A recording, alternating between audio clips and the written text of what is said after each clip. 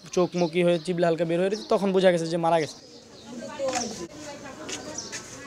শনিবার সকাল 10:30 রাজধানীর উত্তর বাড্ডার সাতারকুলে রিকশা গ্যারেজ থেকে বকেয়া টাকা নিতে আসলে খোঁজ পড়ে সদ্য বাড়ি ভাড়া নেয়া দম্পতির। গৃহবধূর সাড়া না মেলায় ভেরানো দরজা দিয়ে খোঁজ করতে ঘরে ঢোকেন প্রতিবেশীরা। দরজা খুলতেই নাকে ভেসে আসে পচা গন্ধ। মেঝেতে দেখতে পান গৃহবধূর প্রায় গলিত মরদেহ।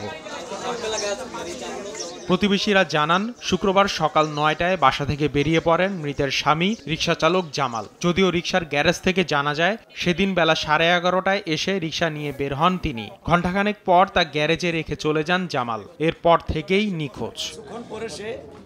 চলতি মাসেই কোনো পরিচয়পত্র ছাড়া বাসা ও রিকশা ভাড়া দেয়া হয় এই দম্পতিকে। ফলে মৃতের নাম পরিচয় জানেন না কেউই। লাইট নিবানো, ফ্যান ছাড়া টর্চ লাইট দিয়ে ভাবে দেখতেছে। পরে মুখটার দিকে যখন ধরছে তখন দেখা গেছে যে মুখ নীল হয়ে আছে, চোখ মুখি হয়ে চিবলা হালকা বের হয়ে তখন বোঝা গেছে যে মারা গেছে। 3-4 দিন হয়েছে, এর মধ্যে 2-1 দিন ঝগড়া হয়েছে। 11:30টার দিকে গাড়িটা নিয়ে বের হয়েছে, একটার আগে গাড়িটা গ্যারেজে রেখে চলে গেছে। মরদেহে কোনো আঘাতের চিহ্ন না পাওয়ায় মৃত্যুর কারণ নিয়ে নিশ্চিত নয় পুলিশ। বেশিরভাগ অংশই পচে গলে গিয়েছে এবং তার মুখমণ্ডলও বোঝা যাচ্ছে না যে আসলে এই নারীর প্রকৃত চেহারা কি। তারপর আমরা চেষ্টা করছি, হোপফুলি আমরা সব তদন্ত সাপেক্ষে আসলে সব বেরিয়ে আসবে, আসলে নারীর পরিচয়, কেন এটি ঘটেছে, আর এই জামাল কেনই বা আদৌ এটা কি মার্ডার করেছে কিনা না অন্য কোনো কিছু বিষয় আছে, এটা আমরা তদন্ত সাপেক্ষে। ময়নাতদন্তের জন্য মরদেহ শহীদ সরওয়ার্দী মেডিকেল কলেজ ও হাসপাতালে নেওয়া হয়েছে।